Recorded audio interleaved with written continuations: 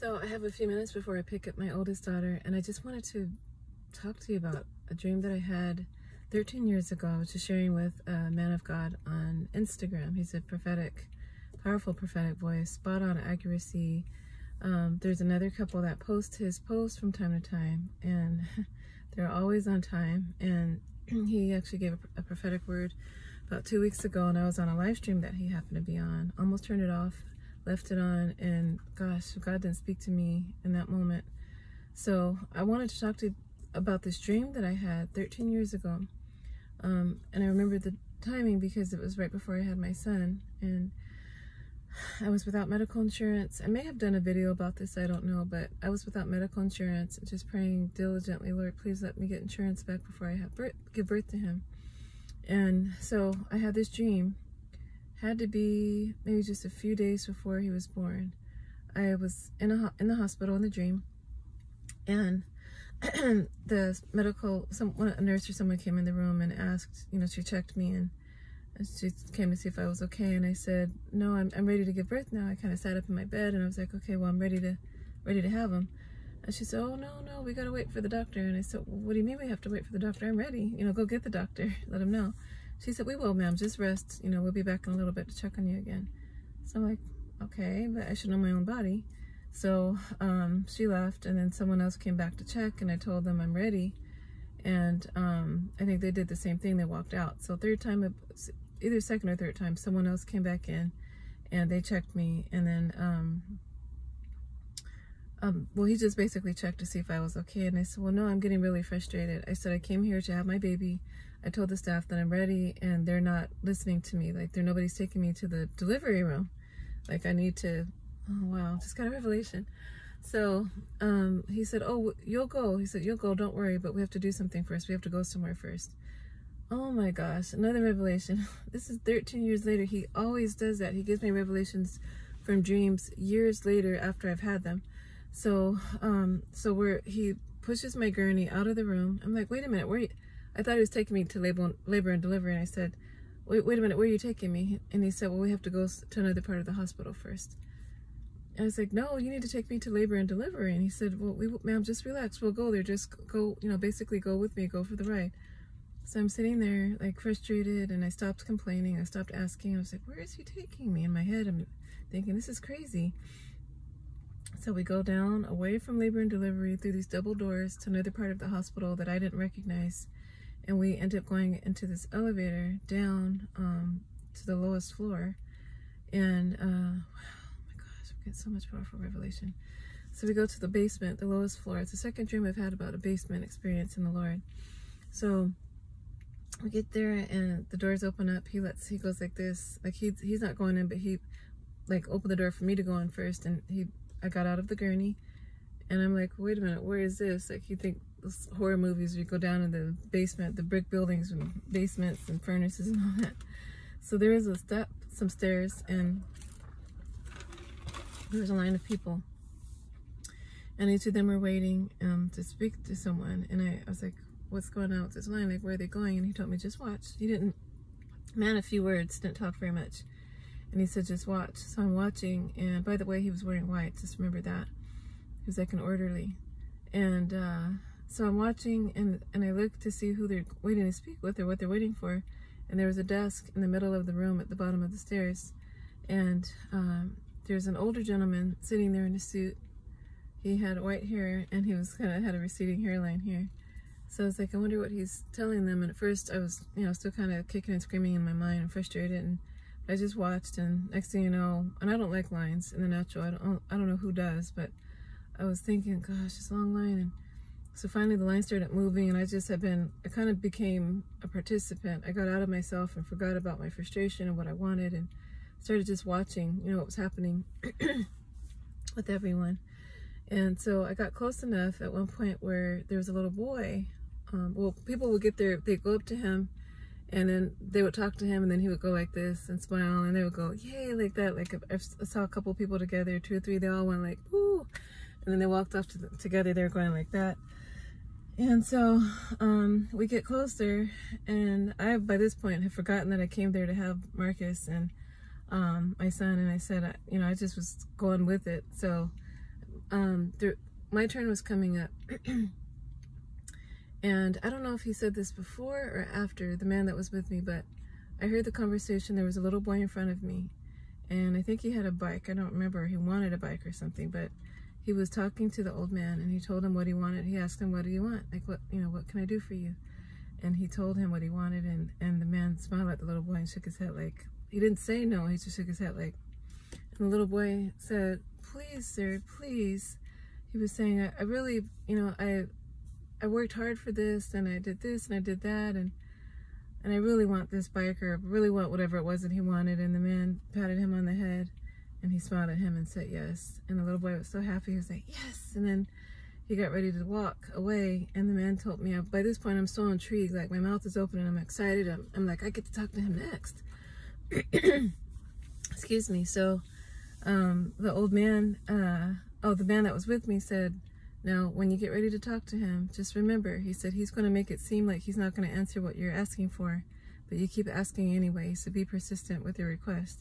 And I said, okay, got it. Like, I watched enough people go before me, including the little boy. I got to hear the conversation, and I saw his persistence. So when my turn came up, I walked up to the man, and the other man that was with me didn't walk up to the table with me. He stayed behind. And I walked up, and the old man at the table looked up and smiled at me. He nodded his head like, okay, let's hear it.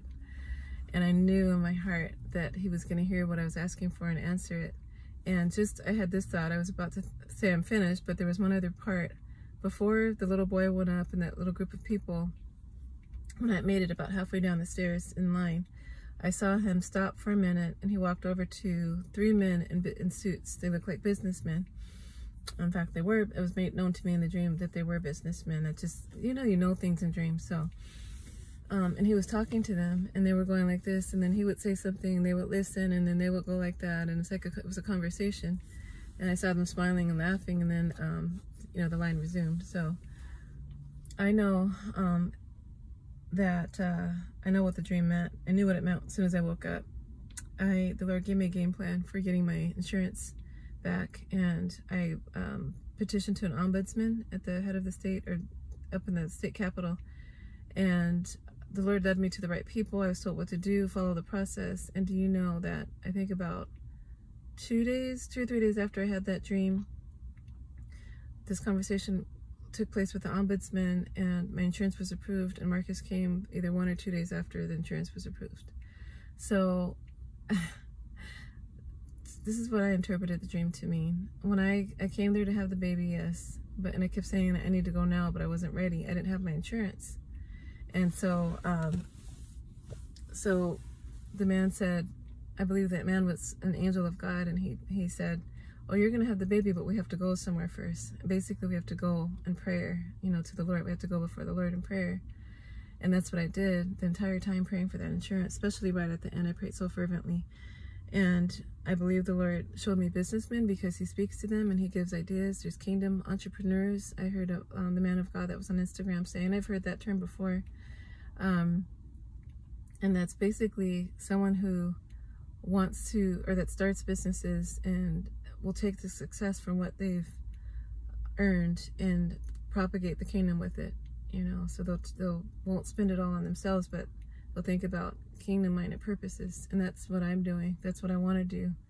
I want to be successful, because there are people hurting out there, and I want to start a foundation. I want to give back, and I want to help people that don't have, like, homes and clothes and shoes and basic necessities. And it's nice that there are food banks and things, but sometimes, like, even in Texas, I heard that they weren't going to replace food that people lost, so they could go to a food bank, but some of the food that they lost, like, you can't replace that with, and not saying I'm not grateful, because I have gotten food.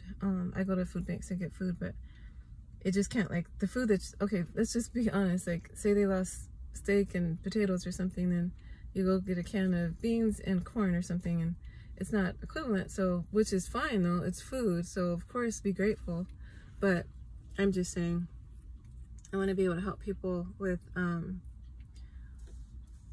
not just canned goods and stuff like that. And please hear me, I'm not knocking anybody for giving canned goods. I have canned goods, I use them, I receive them. There's no shame in receiving that. At least it's help, and somebody's thinking about somebody else. So please hear me, it's not what I'm saying. I'm saying I would love to surprise a family with a pack of steaks and chicken breast and like fresh fruits and vegetables and like the best of the best, you know. That's what I'm saying. So I hope you hear me. But yeah, so then the other part was importunity, where like the persistent widow in the Bible, where she asked, but the audacity of her coming and asking at midnight for whatever it was that she needed to borrow from her neighbor, that's what God was honoring, that persistence, that continual knocking. Even when you think he's going to say no, that's what that meant in the dream. Ask him anyway. Just keep asking him and keep asking anyway. So I was so encouraged by that dream, and that's the revelation that the Lord was giving me. We have to go somewhere in prayer, and the basement is the lowest place. Prayer is like the most humble place, you know, that we can go and get before the Father. Of course, the old man was the Lord. So I hope that dream encourages you. There was another one I thought about yesterday that I was going to tell you about. I lost, I guess, a lot of subscribers just from not, you know, posting over the years, but it looks like there's a consistent 10 of you at least that are watching my videos. And I was a little discouraged the other day, and the Lord again said, why? He said, if you're doing what I'm telling you to do, then why be discouraged? Again, I asked him, Lord, if I reach one person, then it would be worth it. So I have reached more than one. If I've gotten to 10, I've reached more than that one, even if I got to 2. So, and he told me the other day, encouraged me to say, don't be weary in well-doing. Just continue to be faithful in the little that I've given you and what I've given you to do. And those that need to hear it will hear it. It's not for everybody. Not everybody likes Mexican food, and not everybody likes Chinese food. So there's certain meals that are catered to certain people. And as you minister, I think you'll find that to be true. So thank you for watching. I pray for you that you will find the peace and love of God, that you will find the purpose for your life that he created you to have, that you will find and walk into the destiny and calling and anointings and provisions and everything that he has for you, that you will be the head and not the tail. You'll be above and beneath. I just saw the number 1212. I've got to look up what that means again. There's a prophetic blog that I go to.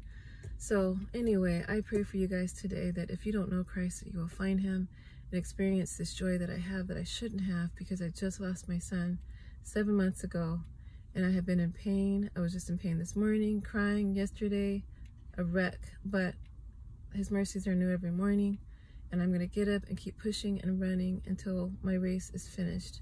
So I pray that you get to know this God that I know, who I love, and he's good, and he has not failed me, and he won't fail you, no matter what it looks like. He's not failed you. He's not failed me.